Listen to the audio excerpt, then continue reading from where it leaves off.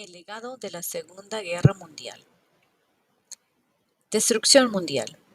Ninguna guerra ha causado tanta muerte y destrucción como la Segunda Guerra Mundial.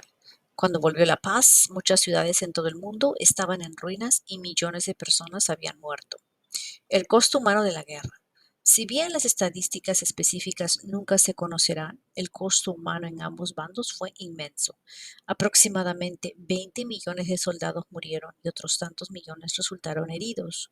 La Unión Soviética sufrió la mayor cantidad de pérdidas humanas, que se estima en aproximadamente 8 millones de soldados muertos y 5 millones de heridos.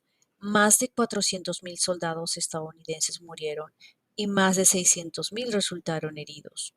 Las víctimas civiles también se contaron por millones.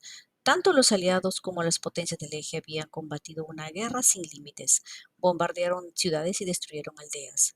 La Unión Soviética también sufrió las peores pérdidas. Se estima que murieron entre 7 y 12 millones de ciudadanos soviéticos.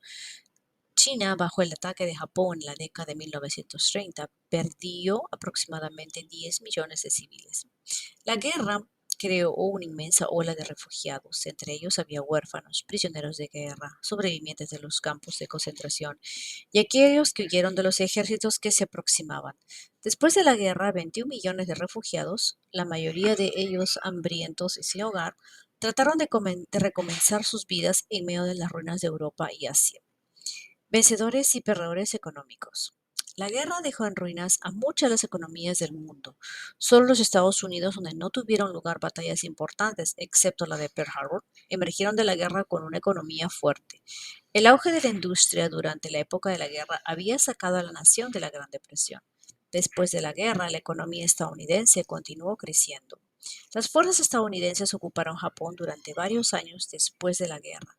Durante esa época crearon programas para contribuir a la recuperación de la economía japonesa. En 1948, el Congreso aprobó el plan del secretario de Estado, George Marshall, para estimular las economías europeas. De conformidad con el plan Marshall, los Estados Unidos otorgaron más de 13.000 millones de dólares para ayudar a la recuperación de las naciones de Europa. Intentos de paz. Después de la guerra, la comunidad internacional realizó acciones para asegurar que un conflicto de esa magnitud no sucediera nunca más. Juicios de Nuremberg. En julio de 1945, los aliados llevaron a cabo la Conferencia de Potsdam para planear el final de la guerra. Decidieron enjuiciar a los criminales de guerra alemanes en los juicios de Nuremberg, que comenzó en noviembre en Alemania. Entre los 24 acusados iniciales estaban algunos de los oficiales de mayor rango de Hitler. Fueron acusados de crímenes contra la humanidad, ya que los nazis asesinaron a millones de judíos. El primer fiscal estadounidense explicó por qué eran necesarios los juicios. Luego de un juicio de casi un año, 19 de los acusados fueron encontrados culpables. 12 fueron sentenciados a muerte. Otros 130 acusados fueron hallados culpables en juicios posteriores. El juicio de Nuremberg defendió una idea importante. Las personas son responsables por sus acciones, incluso en tiempos de guerra. La creación de las Naciones Unidas. La guerra también ayudó a establecer el principio de que las naciones deben trabajar juntas para asegurar la paz mundial. El estallido de la Segunda Guerra Mundial, demostró la debilidad de la Sociedad de Naciones, el organismo internacional creado después de la Primera Guerra Mundial y cuya misión era mantener la paz. La sociedad era débil debido principalmente a que los Estados Unidos se habían negado a formar parte de ella, a causa de su expreso deseo de no involucrarse en los asuntos exteriores. Hacia el final de la Segunda Guerra Mundial, el presidente Roosevelt instó a los estadounidenses a no dar de nuevo la espalda al mundo.